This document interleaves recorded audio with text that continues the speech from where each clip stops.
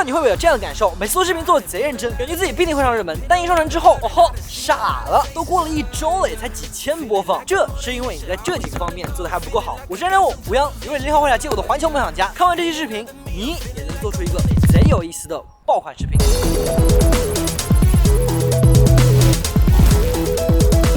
那本期视频所有技巧都可以简单概括为情趣用品。这4个字分别代表着做视频的4个要点。首先第一点，情意味着情绪，我们情绪可以分为很多种，包括喜怒哀惧、爱恶欲等等。如果你要说一个关于爱情的故事，就不能只讲甜蜜，应该讲述出你们之间起伏的爱情故事。在一起之前什么样的想法，又是因为什么让你们在一起的？在一起的时候，你们的感情遇到了什么样的挑战，又是怎么去解决这个问题的？比如我官宣的这期视频，刚开始因为觉得一个人明明很好，为什么要谈恋爱？再加上对于另一半的完美想象，让你觉得我可能不会谈恋爱了。但接下来又遇到了对方，有了故事，但他因为有工作要回国，然后要分离，然后1个月之后又见面，开始了一起环球旅行。这整个视频没有提到一个爱字，但你看到最后就是会感觉到爱，甚至把自己带入其中，体会到那个爱的感觉。那观众的情绪就会跟着你故事的起伏，所以这期视频在视频号带有了200K 的播放。那这些就是情绪。当你带给大家情绪价值，你的数据还会不好吗？不过如果你想学习更多关于如何去讲故事的技巧以及与情绪相关的东西的话，也欢迎来加入我的 LWCA 创作者学院，26节课程，帮助你从新手到一个优秀的视频创作者。当然，当我们想渲染情绪的时候，除了刚刚说的这些东西之外，我也可以将音乐、说话的语气与画面配合，像这样。我叫吴阳，我叫吴阳，我叫吴阳，我叫吴阳，我叫吴阳，我叫吴阳，我叫吴阳，叫吴阳，我叫吴阳，我叫吴阳，我叫吴阳，我叫吴阳，我叫吴阳。知道你叫吴阳。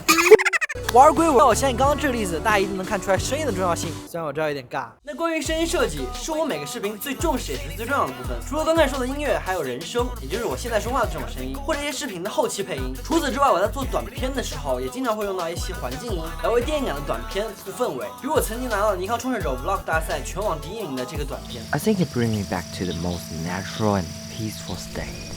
No one disturbed that place. 这个地方就一直都有森林的环境音和一些底噪，还有鸟叫声。那这个里面也有一些特殊音效，比如一些转场的时候会用到 whooshes。有些小伙伴肯定会问啊，为什么非要加呢？不加会很奇怪吗？是的，非常奇怪。但是你要说这些地方不加声音可以吗？也是可以的，不加声音它也是一种声音设计，它更为高级。这种通常用来表述主角内心活动时的描述，或者某些特定环境下的样子。比如电影《星际穿越》，坏人强制与空间站对接失败后的那一个瞬间。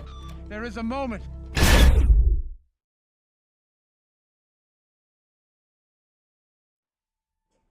It is not.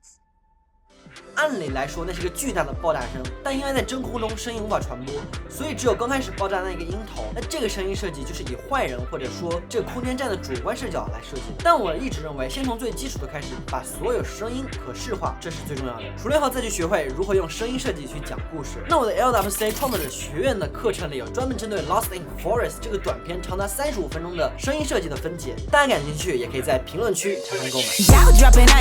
那趣这个字就是趣味。这个趣味可以体现在选题上面。我们发现自媒体其实拼的不光是内容，也有意思的话题会让你事半功倍。那什么是好的选题呢？每个人都有不同的定义。每次想到选题后，我的第一步就是先明确受众，这个选题受众是否足够广泛，或者哪一类受众会对这一类选题感兴趣。那比如现在这个视频我就很明确是针对创作者的。那如果你是创作者，欢迎你在弹幕或者评论区里告诉我你是做什么内容的。在明确受众之后，再去琢磨视频中怎么样设置内容，让这类受众满意度更高。那除此之外，在视频加上幽默的话语或者段子也是非常好用的技巧。那再拿929天4点起床这个视频举例，比如这里3个我用方言来对话。吴阳啊，他不是熊猫子跳街舞去了吗？就他俩还跳舞，跳楼哦！我意识到了我懒惰的。这里就是一个谐音梗，在我们西南官话里头，数字5和楼的读音就像你们刚刚看到的跳舞和跳楼。那又比如，但让我起来的不是闹钟，也不是梦想，而是自己的巴掌。你要问我为什么？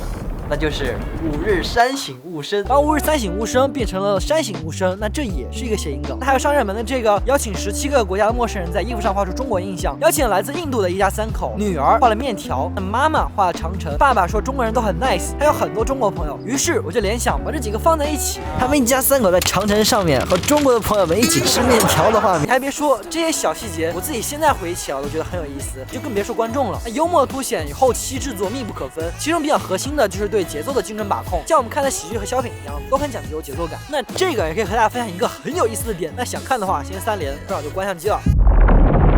首先破音了。首先，我们在开头要抓住人，展示出你这个视频最精华、最吸引人的地方，留一个悬念或者说卖关子，让观众会好奇后面的东西。比如上一期找了20个不同国家陌生人过生日的视频，在一开始就展示这个视频最精彩的地方。这是我20年来最社牛的一个生日，我们在巴厘岛邀请了近20个不同国家的陌生人来参加我们的生日派对，但他似乎没有那么的顺利。或者在开头就直接说出你这些视频要讲什么东西，或者抛出来一个问题来让大家继续看接下来的内容，如何解决这个问题。这个其实有一定风险的，如果你解决了，那很好，数据可能会不错；但如果你没有解决，那你肯定会被骂标题党，或者说大家在看了一半就会关掉视频。大家都知道我是个职业舞者和贝斯手，那关于节奏感的另一个方法就是将画面与声音匹配。很多时候我想要体现自己视频的节奏，会将画面与音乐结合，比如这个我和上海人工智能实验室合作完成的视频。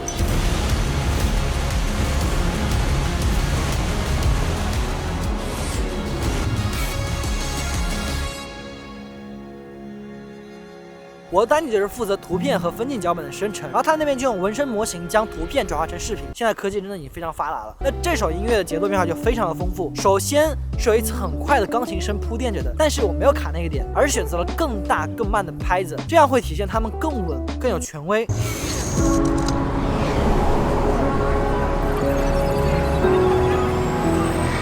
但一直稳着的话，你画面也会很无聊，对不对？所以加上了一些4分音符的拍子，让它快慢结合。以及我从来不会把一首歌从头用到尾，尤其是这种很短的视频，我就分别用了它音乐的开头、高潮和结尾部分，通过数拍子的方式堆在了一起。那除了数拍子，想要控制视频的节奏，我们也可以使用一些前面提到的特殊音效，比如这上热门的视频，很多地方都有特殊音效。这里是视频的高潮部分，用了上升音效，同时还有很多连续鼠标点击的声音，它们加一起的话，就会很容易创造一种紧张感，从而把视频推到高潮。另外，对节奏感兴趣的小伙伴也可以去看看这期视频，有更为详细的分解。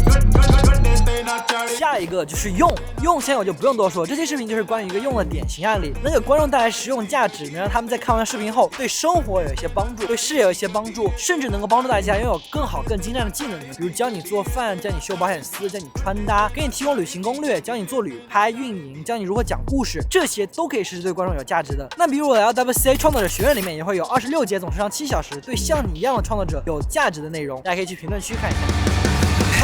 品呢，就是有品味，这个其实非常重要。我相信没有人会愿意看一个画面无比杂乱、画质无比低下、音质无比糟糕的视频吧，对吧？所以你视频中的构图、视觉设计还有声音设计都要有一定的审美标准。后面想有好的审美，就需要去多看不同的优质作品，自媒体视频、短片还有电影，这些都是可以的。推荐几个私藏非常久的 YouTuber Ben TK、Sam Coder， 还有 Natalie Lin、Life of Rosa、Adrian Robbins。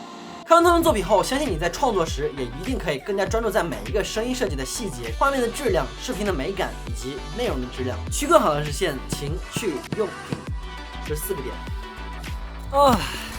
最后一点点做着跟大家说吧，经常看我频道的小伙伴们都知道，频道目前主要专注于有社会意义、社会价值的视频。我认为任何的爆款都一定要建立在对观众的价值上。现在成为创作者的人也越来越多，对观众来说这是一件好事，那对于创作者来说也会越来越激励创作者的创新性。现在的我3万粉，我想在今年结束前达到10万粉丝的心愿。听上去很玄很幼稚，而且只有1个月了，但我仍然不质疑这个的可能性。尽管我平常做内容都不是这样干货类的，但算法让你看到我，说明这是你需要内容。这个视频如果对你有帮助，还是真心的希望能够点上一个关注，这真的会对我有非常大的帮助。接下来我会创作更多让自己 DNA 动的内容，我也希望看完这期视频的你能够成为一个优秀且强大的创作者。我是人物我央，0后回来街舞的环球梦想家。那么我们下期视频再见，I will not let you